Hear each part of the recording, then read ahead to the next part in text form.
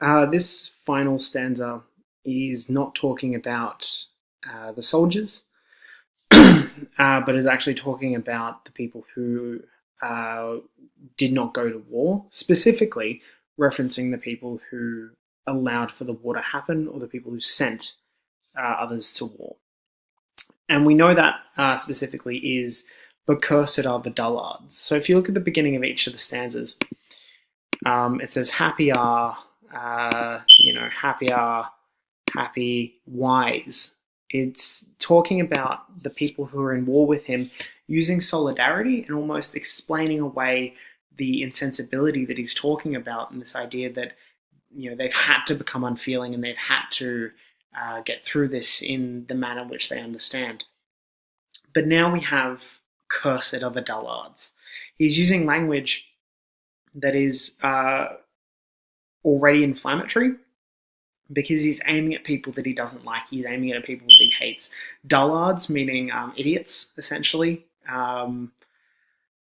Calling them wretched, saying, with paucity that was never simplicity. Paucity is being small, being insignificant. So he's calling them these terrible things, and saying that, cursed are the dullards who no cannon stuns. So cursed are the people, the idiots who have never been to war, that they should be as stones, that they are unfeeling, that they are uncaring, but also something that they are people that are hurting, that they in their actions are weapons themselves.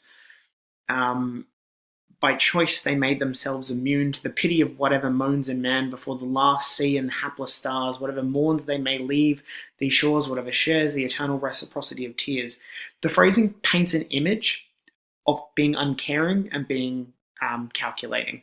The idea of by choice they've made themselves immune, so they have actively decided to not care. Here we have a different kind of insensibility. The previous 5 stanzas all talk about insensibility and that uncaringness that's developed in order to survive, whereas what this is a much more venomous insensibility, that active uncaringness.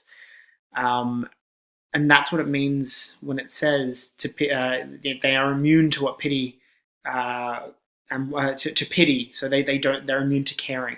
They don't care. They refuse to care about the moans of man or whatever mourns when many leave these shores. So when it says whatever mourns when many leave these shores, it's talking about the people left behind, whoever is mourning for the people going off to war.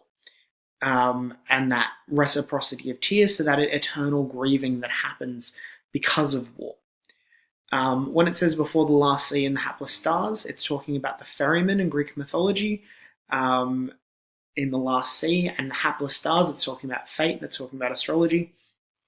So when it says before the last sea, so moans in man before the last sea and hapless stars, so they don't care about the grief and they don't care about the pain that they have caused, because they are wretched, they are mean, and they've made that choice to be uncaring and send men to their death, and take away husbands and take away sons and take away brothers for a cause that many of them, when they get there, realize that they want nothing to do with and that they are being used, which is a recurring theme throughout his poetry. You have this idea of him cursing the war and saying that the war is pointless. And this is really punctuating that in this poem, is that idea of, the people who made this are the ones who are truly uncaring and unfeeling, which is why it is the last stanza, and it is the last point that he leaves you on. And particularly the language it's much harsher than the other stanzas. For example, happier men, and it talks about with each of these examples where it's talking about them being unfeeling towards death, it gives a sort of idea of necessity in the language and the tone that it creates. Because it goes like, who no compassion flees or makes their feet sore, on the other is cobbled with their brothers. Even the phrases "their brothers" suggests some level of necessity because they have to do it, because these aren't just men, these aren't just bodies, they're their brothers. They died alongside them and fought alongside them, and they have to move on. Whereas this